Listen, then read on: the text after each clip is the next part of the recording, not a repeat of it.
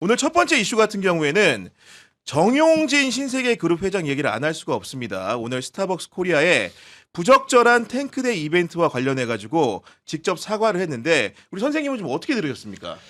사실 다른 채널을 듣다 왔는데 제 의견과 똑같은 얘기를 미리 하더라고요. 그러니까 정용진 씨 그 사과문 중에 그냥 너무나 귀에 걸리는 말이 하나 있었어요. 아, 귀에 걸리는 말, 예, 그러니까 거슬리는 말이지. 거슬리는 말. 예, 예. 네. 비록 생각이 다를지라도 우리 서로 함께 나가야 됩니다. 그리고 우리 종업원들 위해 주세요 거잖아요. 그러니까 생각이 다르지만 이해해 달라는 게 뭔 소리냐면 나는 여전히 일배인데 당신들하고는 의견이 달라도 그냥 갔으면 좋겠다잖아요. 근데 우리가 요구하는 거는 한국의 극우가 어디까지 지금 퍼져도 용인될 수 있는 범위인가.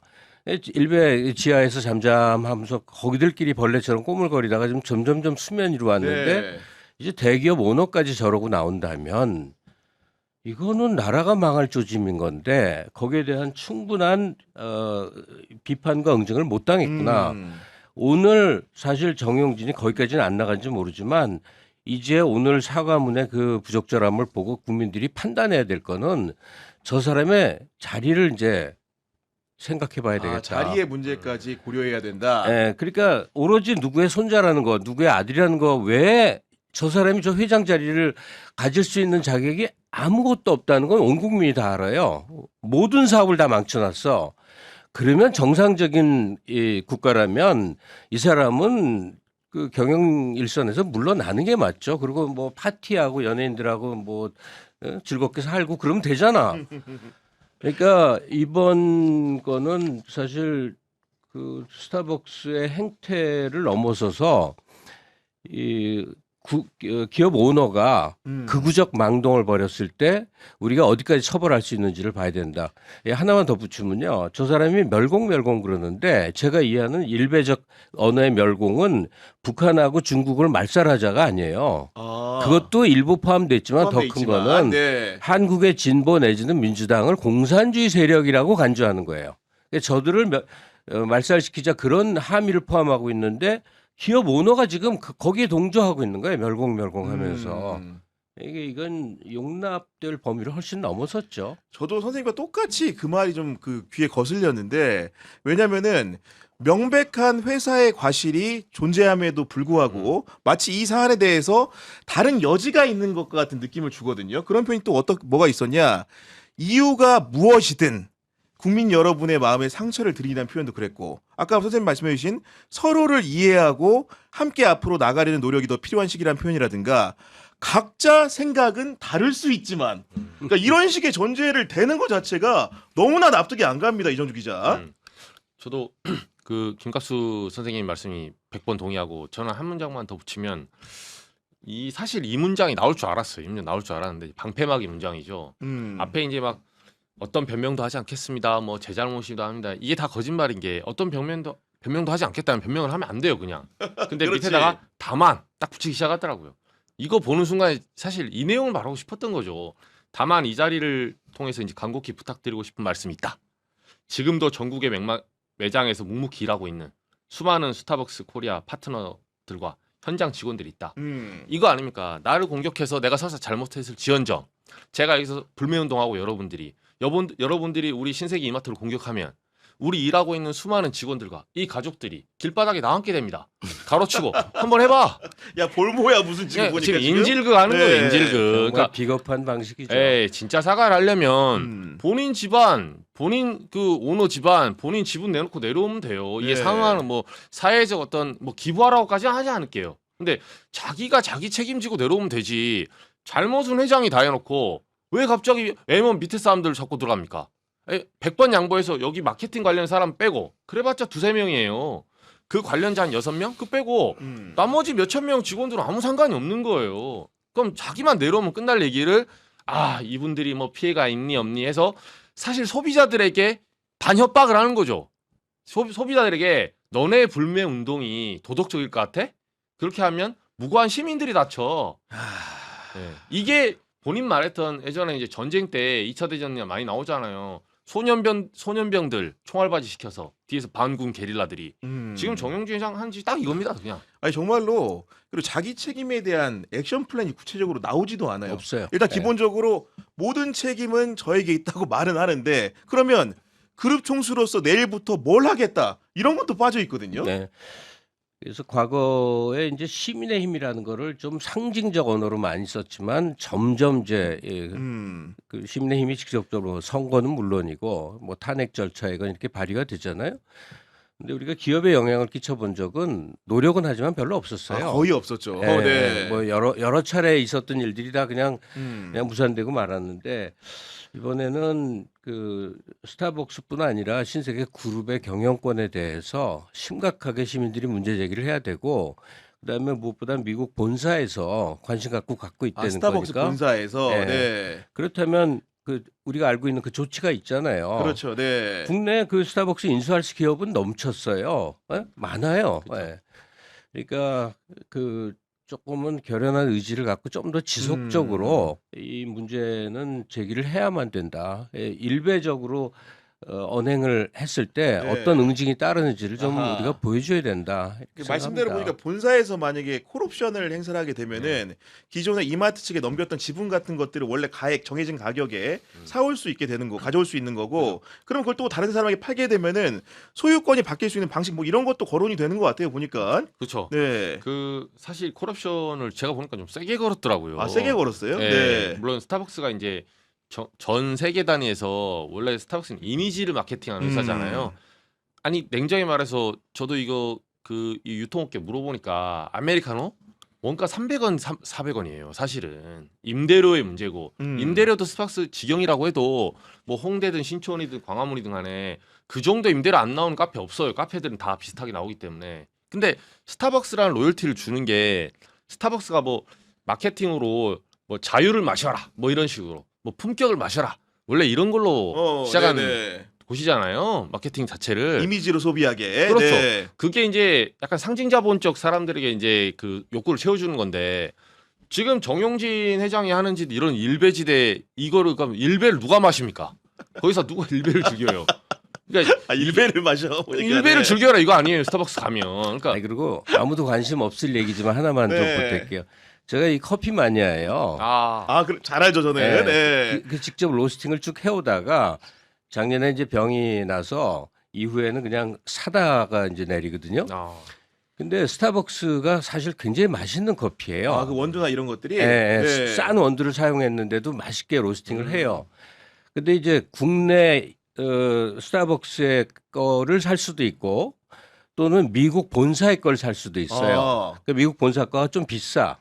조금 많이 비싸. 네네. 근데 두 개를 다 사서 비교를 해봤더니 미국이 훨씬 맛있는 거야.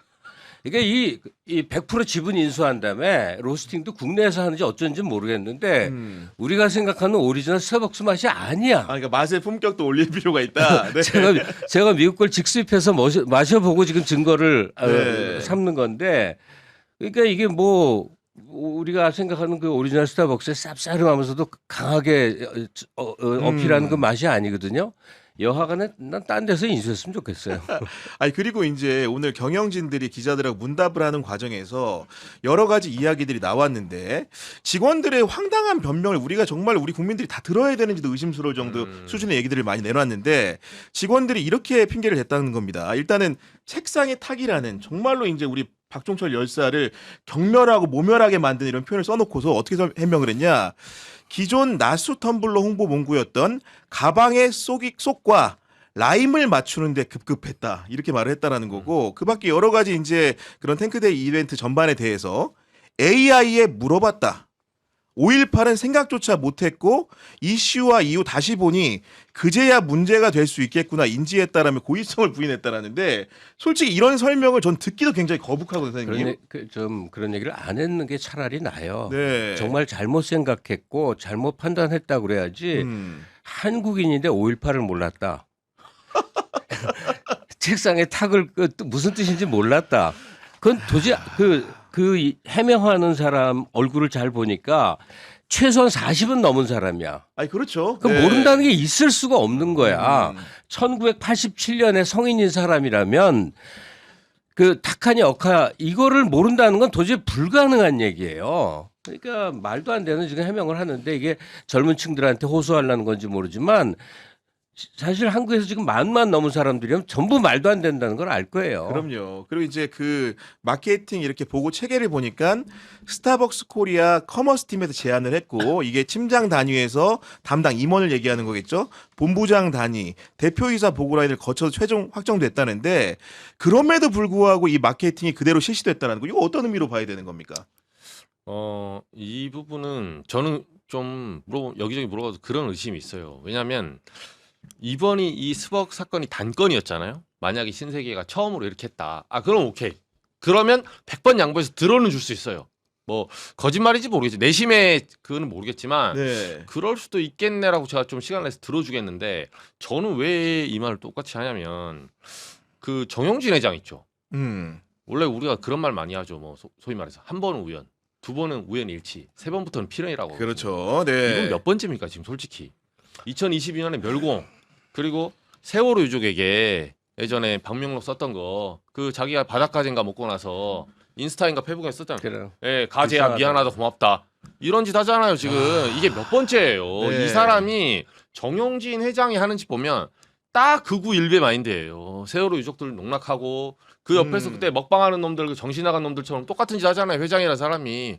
그때도 이 괴가 똑같아요. 약자, 사회적 약자, 네. 진보 진영 그리고 소위 말해서 극우, 우파 요쪽에 포지션 딱 잡고 세월호, 5.18 그리고 멸공, 윤석열 돕고 하는 괴가 거의 비슷하다니까요. 제가 지금 세 개만 말씀드렸지 몇 건 더 있어요. 한두 가지가 아니다. 더 있어요. 근데 그때마다 왜 피해갔냐면 딱 잡히지 않으니까 소위 말해서 불매 운동을 못했죠. 금융치료가 필요한데 이렇게 들불처럼 못 번졌어요. 그리고 어떤 분들은 대통령이 개입해서 뭐 문제됐다 하지만 이재명 대통령이 개입 안 했잖아요. 불매운동 이렇게 커지도 않아요, 솔직히. 뭐 그대로 그냥 지나갔을 수도 있죠. 네. 네. 지난번 했던 대로 세월호 유족들 뭐 미안하다, 가재야 고맙다 이렇게 할 때 그때 소위 말해서 이재명 대통령이 아니기 때문에 그게 밟혔던 거예요. 그냥 정치권도 거기 좀 뛰어들기 저하는 것도 있고 소비자들이 스벅 이거를 불매운동 해야 되는데 세월호 유족만 한다 해서 되는 게 아니지 않습니까?